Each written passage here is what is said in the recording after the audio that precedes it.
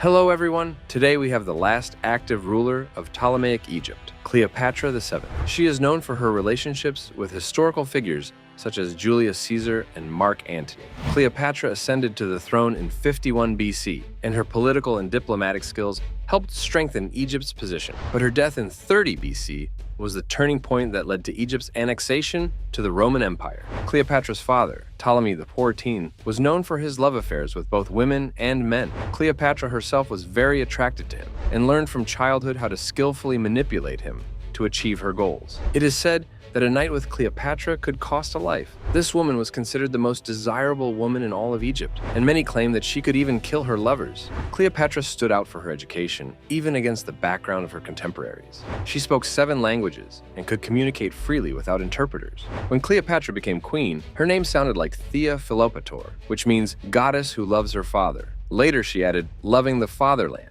becoming Thea Neotera Philopator Philopatrice. Cleopatra, also her first husband, was unwilling to share power. Their conflict led to war, which caused Cleopatra to flee to Syria. There, Ptolemy XIII, trying to consolidate his position, made an alliance with Caesar, but lost his support by killing Pompey. Caesar came to Cleopatra's side and helped her overthrow her brother and regain the throne. Cleopatra, to change the course of events, snuck into Caesar's house wrapped in a rug. She was counting on a face-to-face meeting to turn the tide, and she succeeded. Caesar, despite their age difference, she 21, he 52, was immediately attracted to her. So Cleopatra is the last ruler of the Ptolemaic dynasty in Egypt. And what's most interesting is that she didn't rule alone, but first with her brother and then with her son. But don't think she was so malleable. Cleopatra had a knack for putting everyone in their place and taking the game completely under her control. She was born around 69 BC and already started ruling at the age of 18. And imagine, her family was a perpetual circus of intrigue, where a brother could easily be sent to the grave for the throne. But it's not just political maneuvering that Cleopatra is alive. Her personal life is something. First Julius Caesar, then Mark Antony. This lady knew exactly how to mesmerize the most powerful men in Rome. And it's not just about beauty, but also about intelligence. Because Cleopatra was educated and witty, spoke several languages, and managed her own political games. Her influence was so strong that after Caesar's death, she actually ruled Egypt with Mark Antony, creating a kind of super duo that tried to oppose even Octavian himself. But as is so often the case, all good things come to an end at some point. After her defeat at the Battle of Actium and the suicide of Mark Antony, Cleopatra chose to leave her life, not wanting to be a prisoner of Rome. Cleopatra's pope, Ptolemy XII, was known for his romantic liaisons and love affairs with both sexes. Her mother, whose name is still a mystery, was the daughter or perhaps niece of Ptolemy XIII. There was always confusion in these royal families. Imagine little Cleopatra growing up in the magnificent palace of Alexandria, amid intrigue that could compete with any modern TV show. She learned how to wield power from a young age, which is no doubt what made her so intelligent and calculating. She inherited cunning from her father and mystery and charm from her mother. As a child, Cleopatra received an education worthy of any scholar's envy: philosophy, art, politics, and knowledge of 7 languages. This little girl grew up to become a woman skilled in the art of manipulating the most powerful figures of her time, beginning her journey in the opulent halls and secret corridors of the palace, where every day was a lesson in survival. Cleopatra was not only politically cunning and beautiful, but she was also surrounded by legends of her danger. It is said that a night with her could cost a life. She is rumored to have killed lovers to protect state secrets or to eliminate threats to her power. These stories add to her image as a mysterious and somewhat macabre figure. But is this really the case? Or are these just myths spread by her detractors? What do you think about this? Share in the comments. Cleopatra was not only a symbol of power and beauty, but also an outstanding intellect. Growing up in a family where education was valued, she studied under the best teachers of her time and achieved a knowledge that amazes even modern politicians and scientists. Cleopatra spoke 7 languages, including Greek and Egyptian, a rarity for her predecessors, and added Aramaic, Ethiopic, Trojan, Median, and Parthian.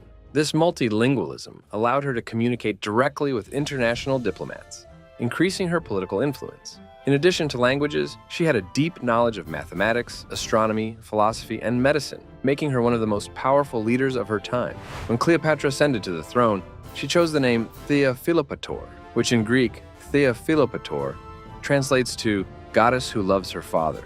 This name not only emphasized her divine origin, but also established her as a queen above the ordinary rank. Next, Cleopatra added Philopatris to her name, meaning loving the fatherland, becoming known as Phea Neotera, Philopator Philopatris. This was a clever political move that strengthened her standing among the Egyptians, showing her as a protector of the nation. Such a name played a key role in consolidating her power and made her one of the most prominent figures in history. So, to begin with, Cleopatra found herself in a difficult situation. After her father's death, Egypt fell into political chaos, and power was divided between her and her younger brother, Ptolemy XIII. But few siblings in royal families share the throne peacefully, right? Right. And conflict erupted between them. At this critical moment, Caesar appears in Egypt, having arrived in Alexandria as part of his military campaign. Cleopatra realized that without the support of such a powerful ally, she could not stay in power. But how to attract the attention of one of the greatest generals of the time? With a dramatic gesture, of course. Legend has it that Cleopatra made her way to Caesar while wrapped in a rug. Yes, friends, she was literally delivered to him as a gift, wrapped up as a surprise. When Caesar opened the carpet and saw this enchanting queen before him, he was amazed not only by her beauty, but also by her courage. Cleopatra didn't just come to ask for help. She did it in a style that could not be ignored. Caesar, already captivated by her intelligence and charisma, decides to help her. He intervenes in the Egyptian conflict, which ends up helping Cleopatra regain the throne after civil war and exile. So folks, it turns out that Cleopatra not only utilized her mind-blowing mental and physical attractiveness, but also showed a fair amount of ingenuity and political calculation. She knew that such a move would make Caesar take notice of her, and her calculation proved correct. Cleopatra, the last pharaoh of Egypt, faced tragedy after her defeat at the Battle of Actium and the death of Mark Antony. When Octavian's Roman forces invaded Egypt, she found herself in a desperate situation. On August 12th, 30 BC, Cleopatra chose to die, preferring death by aspid bite to captivity and humiliation in Rome. However, controversy swirls around her demise. Whether it was suicide or murder, perhaps she even chose poison herself. Cleopatra's death marked the end of the Ptolemaic era and the beginning of a new chapter under Roman rule, leaving behind a layer of mystery and mystique. I hope you enjoyed your journey into the world of antiquity and the mysteries of Cleopatra. If the video has caused you even a drop of interest, do not forget to put a like. It really helps the channel. And also write in the comments what you think about Cleopatra's death. Suicide, murder, or maybe something else. Your opinions are always important.